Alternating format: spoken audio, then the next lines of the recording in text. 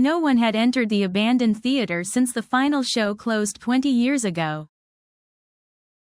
Ivy wrapped itself around the stone columns and birds had built nests inside the chandeliers.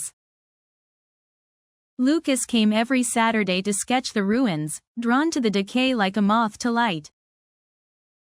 He liked the velvet seats covered in dust and the faded posters with forgotten names. One rainy afternoon, while drawing the stage, he heard a soft whisper behind the curtain. At first, he thought it was the wind, but the voice repeated, "Can you hear me?" Lucas stood still, pencil in hand, his heart beating louder than the rain.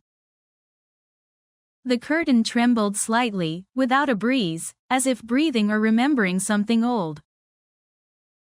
He stepped closer and said, "Who's there?" But no one answered, only the echo returned. He pulled the curtain aside and found darkness, a hallway leading behind the stage unseen. Despite fear, he followed the narrow path, lit only by his phone's trembling flashlight. The corridor ended in a dressing room, where a cracked mirror reflected flickering light. On the vanity lay a red opera mask, its ribbon tangled with cobwebs and dust. He picked it up, and the mirror dimmed, a shape flickered behind him and disappeared. Lucas turned fast, but the room was empty, except for a faint perfume in the air. "You saw it too," whispered the voice again, now closer, almost behind his ear. He dropped the mask and backed away slowly, but the door was gone, only a wall remained. Trapped, he stared at the mirror again, and this time, a woman stared back at him. She wore the same red mask in the reflection, her lips moving though no sound escaped.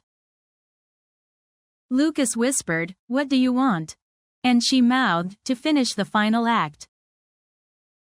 Suddenly, he felt strings tighten on his arms, like a marionette waiting for the cue.